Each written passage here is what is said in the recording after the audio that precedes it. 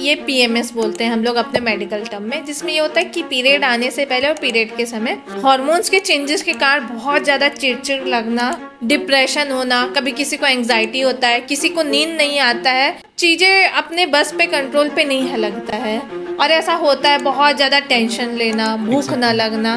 तो ये सब चीज़ें होती है जिसको हम पीएमएस बोलते हैं। और ये कोई बीमारी नहीं है, ये है क्योंकि हमारा हार्मोन्स जो होते हैं वो चेंजेस हुए हैं, इसलिए हो रहा है। तो इस समय हमें ध्यान रखना है कि हम योगा करें, एक्सरसाइज करें, अपने आप को काम करने वाली चीज़ें करें, जो खुश लगता है वो करें, थोड़ा बाहर जाके मूड फ्रेश करें, अच्छे लोगों के साथ रहे, अच्छा खाएं, तो इससे काफ़ी रिलीफ मिलेगा। मतलब ये टाइम टू टाइम अपने आप वो एडजस्ट हो जाता है। इंडिया में सेक्सुअल अवेयरनेस उतना ज़्यादा मतलब वो प्रमोट नहीं करते हैं, उसका मेन रीज़न क्या है? मेन रीज़न तो ये है कि शर्म। हाँ एग्जैक्टली। ठीक है, कि लोग क्या सोचेंगे, Exactly. मेरी इमेज क्या होगी, ये होता ही है। और हम इंडियन हैं तो हमारा एक होता है ना कि हम बहुत अपने कल्चर से जुड़े लोग होते हैं। सही बात। तो हमें ऐसा शुरू से हमारी अपब्रिंगिंग भी मिलती है, तो Exactly. हमें ये चीज़ काफ़ी वो लगता है। Yes, ma'am. But लेकिन ये education हाँ, लेकिन एजुकेशन पर्पस से ये चीज़ बहुत ज़रूरी है। Yes, ma'am. कि एज अ पेरेंट्स भी बताना बहुत ज़रूरी है, एज अ टीचर बताना भी बहुत ज़रूरी है। तो क्योंकि इसके ये कमी होता है ना, तो बाद में फिर वही होता है कि बच्चे यूट्यूब देख के सारे कांड कर लेते हैं, फिर वो कॉम्प्लिकेशन आके हमें हॉस्पिटल में देखना सही पड़ता बात। है। तो जरूरी है ये, और होना भी चाहिए। Exactly ma'am. मैम क्या हम लोग के भी टाइम में ना मैम मतलब जो टीचर्स थे ना वो सब स्किप करते थे चैप्टर्स, बट आज वो सब नहीं हो रहा है। अब पहले बता रहे 8-9 क्लास में ये सब। ये जरूरी भी है, हाइजीन मेंटेन करना, क्या चीज़ सही है, क्या चीज़ गलत है, क्या कौन सा पार्ट है, किससे क्या हार्मोन निकलता है, इससे क्या असर हो सकता है, बहुत ज़रूरी है जानना। मैं मतलब इंस्टाग्राम में रील्स देख रहा था नॉर्मली, तो उसमें मतलब एक फीमेल बता रही थी कि उसका हर मंथ ऐसा मूड स्विंग हो जाता है नॉर्मली, मतलब चिड़चिड़ी हो जाती है ऐसा, तो उसका रीज़न क्या होता है?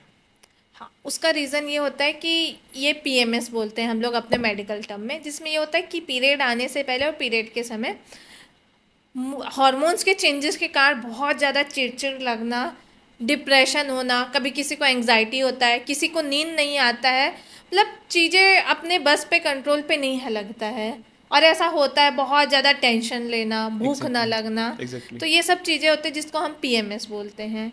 और ये कोई बीमारी नहीं है, ये है क्योंकि हमारा हार्मोन्स जो होते हैं वो चेंजेस हुए हैं, इसलिए हो रहा है। तो इस समय हमें ध्यान रखना है कि हम योगा करें, एक्सरसाइज करें, अपने आप को काम करने वाली चीज़ें करें, जो खुश लगता है वो करें, थोड़ा बाहर जाके मूड फ्रेश करें, अच्छे लोगों के साथ रहे, अच्छा खाएं, तो इससे काफ़ी रिलीफ मिलेगा। मतलब ये टाइम टू टाइम अपने आप वो एडजस्ट हो हाँ। जाता है। लेकिन इसके साथ ये है कि अगर ये चीज़ें बहुत ज़्यादा इफ़ेक्ट कर रही है, कि day to day routine life hamper कर रही है, अपना पढ़ाई बहुत हेल्प हैम्पर कर रही है, अपने पर्सनल लाइफ बहुत ज़्यादा दिक्कत कर रहा है, हाँ तब पर्टिकुलरली जाके डॉक्टर को दिखाओ। जैसे मतलब हम हाँ। स्कूल गोइंग स्टूडेंट्स हैं उनके हाँ। लिए आप अगर बात करें तो। तो उनको अपने मम्मी पापा पेरेंट्स से ज़रूर शेयर करना चाहिए और दिखाएं। पेरेंट्स को भी आजकल फ्रेंडली होना बहुत हाँ ज़रूरी है। एग्जैक्टली। क्योंकि अगर घर में ही हम फ्रेंडली माहौल नहीं रखेंगे तो फिर बच्चे किससे शेयर करेंगे। एग्जैक्टली। और कोई भी है अकेले बच्चा तो हॉस्पिटल जाने से घबराता है, जा नहीं सकता है, तो यहाँ पे पेरेंट्स का बहुत इंपॉर्टेंट रोल है। Definitely ma'am. मैम पीरियड्स और वेजाइनल डिस्चार्ज में क्या मतलब डिफरेंस होता है? वजाइनल डिस्चार्ज मतलब वजाइना से कुछ कुछ लिक्विड सिक्रेट होते हैं। ओके। तो वो लिक्विड सिक्रेट नॉर्मली भी होते हैं, जिसको हम फिजियोलॉजिकल सिक्रेशन बोलते हैं, जो नॉर्मल रहता है, वो नॉर्मली पीरियड आने से पहले भी होता है, ठीक है। लेकिन अगर यही सिक्रेशन में चेंजेस हो, वो पानी की तरह ना हो के एकदम सफ़ेद कलर हो, ग्रीन कलर हो, येलो कलर हो, बदबू आए, ओके। खुजली हो, नीचे पेट में दर्द हो, तो इसको बोलते हैं वजाइनाइटिस। इसमें बहुत सारे वैरायटीज़ होते हैं, फंगस के कारण भी हो जाता है, ये बैक्टीरिया के कारण भी हो जाता है, तो इसके कारण ये सब होता है। ये सब कारण क्या है कि हम साफ सफाई नहीं ध्यान रख रहे हाँ हैं गंदा अभी। कपड़ा यूज़। हाँ, और अभी मोस्टली फीमेल सफ़र कर रही है वेजिनाइटिस से, वेजाइनल डिस्चार्जेस से। हाँ ये प्रॉब्लम क्या बढ़ती जा रही है मैम 2025 में? बढ़ते जा रही है, क्योंकि lack of awareness. Lack of awareness, hygiene maintain नहीं रहता है। हाइजीन हमें मालूम ही नहीं कि क्या मेंस्ट्रुअल हाइजीन होता है, क्या पेरिनियल हाइजीन होता है। यस तो मैम, वो हाइजीन मेंटेन करना बहुत इम्पोर्टेंट है। डेफिनेटली। मैम मेनोपॉज के बाद क्या प्रेगनेंसी पॉसिबल है?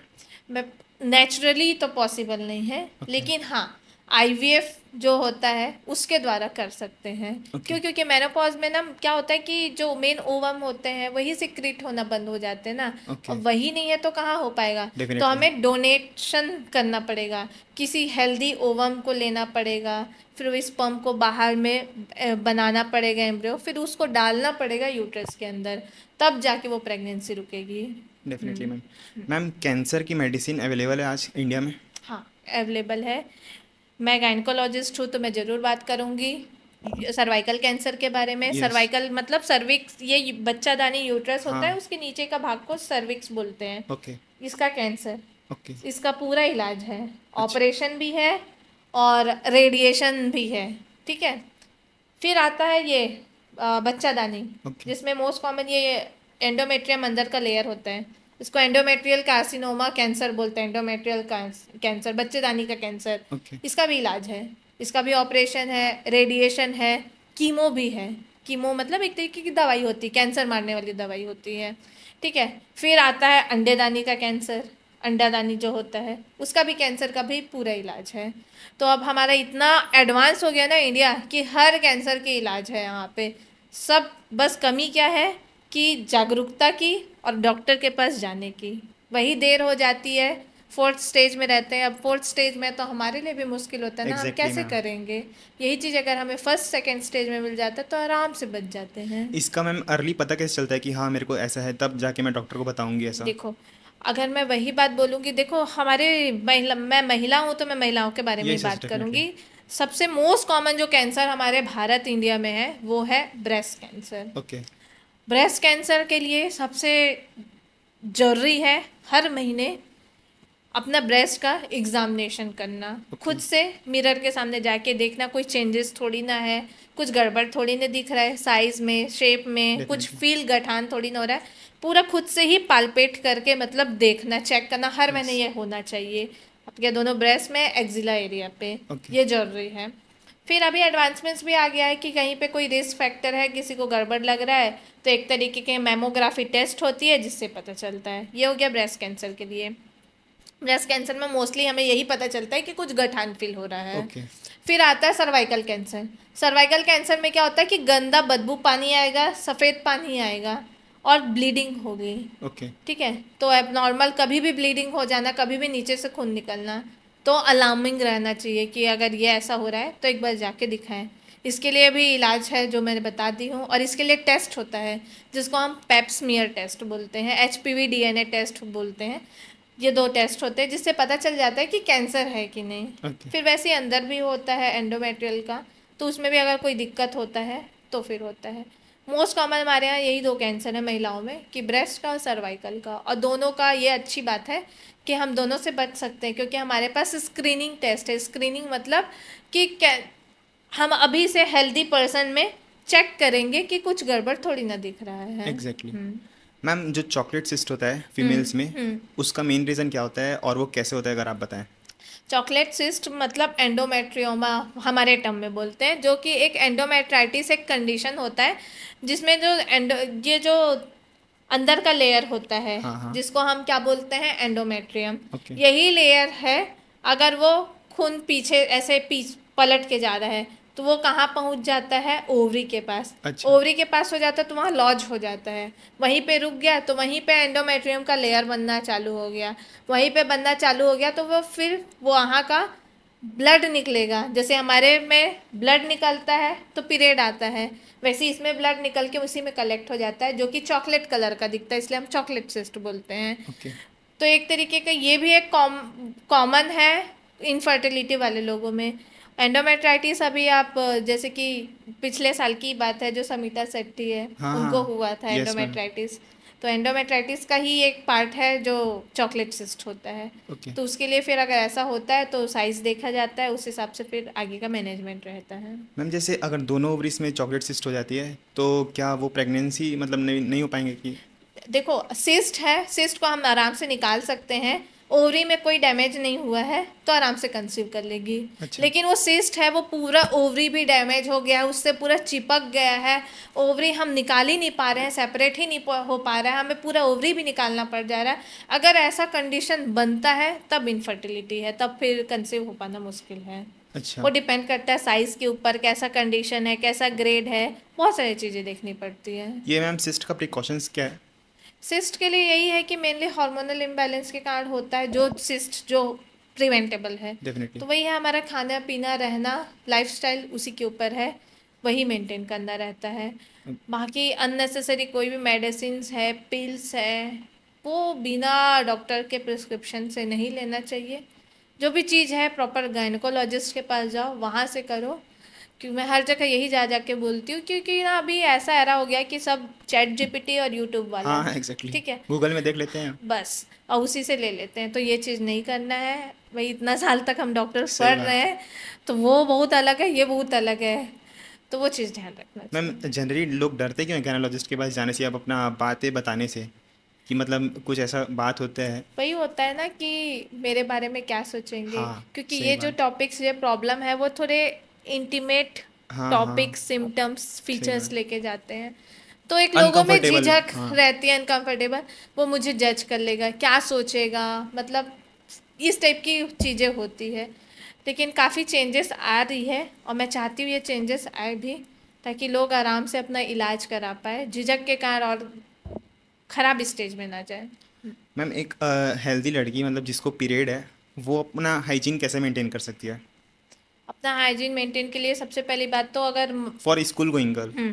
स्कूल गोइंग गर्ल के लिए, जब भी आपको पीरियड आता है ना, तो पीरियड आप चाहे कम हो कि ज़्यादा हो कि जैसे भी हो, मिनिमम 3 बार तो पैड चेंज करना ही करना है।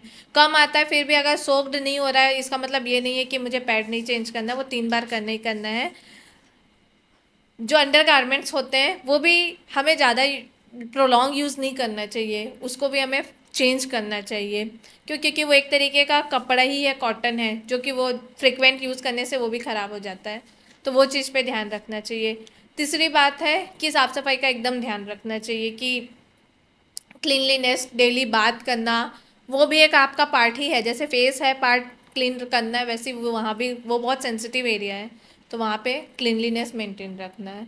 तो ये सब चीज़ें हमें ध्यान रखना है। बिल्कुल पैड वगैरह यूज़ नहीं करना है, क्योंकि पैड से आगे पूरे फंगल इन्फेक्शन, वेजिनाइटिस, कैंसर सब होते हैं, वो हम एक बुलावा दे रहे हैं अपने शरीर में, तो ये चीज़ का ध्यान रखना है। ओके मैम, जैसे इचिंग और बर्निंग अगर फील हो रहा है तो क्या करते हैं उसके लिए? इचिंग बर्निंग फील हो रहा है ना, तो ये या तो यूटीआई के कारण हो सकता है, यूरिनरी ट्रैक इन्फेक्शन या इन्फेक्शन हो गया है तो हो सकता है, या तो पीआईडी या अंदर इन्फेक्शन, वेजिनाइटिस, सर्विसाइटिस के कारण हो सकता है। तो अगर ऐसा हो रहा है तो पहले डॉक्टर के पास ही जाना चाहिए, और क्लीनलीनेस का मेन ध्यान रखना है। यूटीआई मोस्टली इसलिए होता है क्योंकि हम लोग कहीं पे भी वॉशरूम कर लेते हैं। यस ठीक है, डेफिनेटली। तो उसके लिए कहीं भी आप वॉशरूम करने जा रहे हो तो पहले पूरा क्लीन कर दो, एक बार पानी डालो, उसके बाद फिर वॉशरूम करो, फिर पानी डालो, एग्जैक्टली। ये करना चाहिए। और पानी खूब पीना चाहिए, कम से कम 3 से 4 लीटर। पेशाब जब भी लगे तब रोक के नहीं रखना है, पेशाब करना है। और जितना देर तक हम भर के रखे रहेंगे ना, तो उतना इन्फेक्शन के लिए बुलावा ही रहता है। डेफिनेटली तो मैम। फ्रिक्वेंट उसका स्टोर नहीं होना चाहिए, जाना चाहिए, ड्रेन होना चाहिए। Yes ma'am. मैम जैसे अगर जैसे आप बताएं कि मतलब साफ जगह में करना चाहिए, विलेजेस में क्या होता है ना मैम, वुमेन्स बाहर करती हैं हम्म तो वहाँ प्रॉब्लम्स ज़्यादा बढ़ती है, हम्म तो उनके लिए आप मतलब क्या बताना चाहेंगे तो कि? ये है कि गवर्नमेंट भी इतना फैसिलिटी दे रही है कि जगह जगह गांव में भी शौचालय बना रही है, तो उसका बेनिफिट लो, सब शौचालय बनाओ, ये तो बेसिक नीड है, ये बहुत ज़रूरी है। पानी भी मिल रहा है फैसिलिटी, तो प्लीज़ पानी को अच्छे से सही से यूटिलाइज़ करो, साफ़ सफाई का ध्यान रखिए। पैड है, मैं हमेशा पैड के लिए, मुझे ये बहुत बुरा लगता है, मैं अभी भी गवर्नमेंट से यही बोलती हूँ कि जिस तरीके से आप चावल दाल बांट रहे हैं, एग्जैक्टली पैड को हाँ, भी। उस तरीके से एक पैड बांटना चालू करो। फिर एक बार पैड बांटना चालू करोगे ना, तो गांव में सारे महिलाओं को ना, फिर वो झिझक जाएगा पैड का, हाँ फिर उनको आदत बनेगा, एग्जैक्टली। फिर वो आदत बन जाएगा, फिर उनको कपड़ा यूज़ करने का मन नहीं होगा।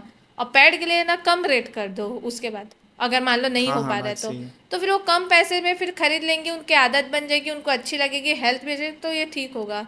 तो थोड़ा सा गवर्नमेंट को ना वुमेन हाइजीन के ऊपर थोड़ा हाँ ध्यान काम रखना करना है। चाहिए। मैं चाहती हूँ, मैं इस पे वर्क कर रही हूँ, मैं चाहूँगी कि इस पे हो, डेफिनेटली। क्योंकि इससे का ना बहुत सारे कैंसर रेट खत्म हो जाएंगे, बहुत बीमारियाँ कम हो बीमारियां जाएंगी। बहुत कम हो जाएंगी महिलाओं में। मैम जो गर्ल्स टाइट जीन्स का यूज़ करती हैं उससे फर्टिलिटी कुछ अफेक्ट पड़ता है? नहीं, वुमेन में टाइट जीन्स से इनफर्टिलिटी का कोई वो नहीं है। ओके।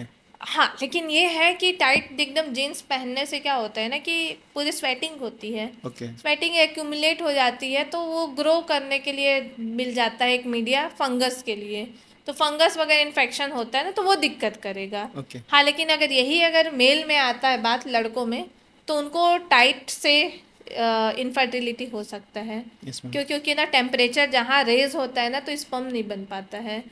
तो टाइट्स पहनने से गर्म रहता है, तो इसलिए लैपटॉप वगैरह भी यूज़ करते हैं ना, तो लड़कों को अपने पैर पे रख के लैपटॉप यूज़ नहीं करना चाहिए, क्योंकि वहाँ से भी जो हीट जनरेट होती है वो भी एग्जैक्टली बहुत हीट गर्म है। करती मैम मैं है। करता हूँ।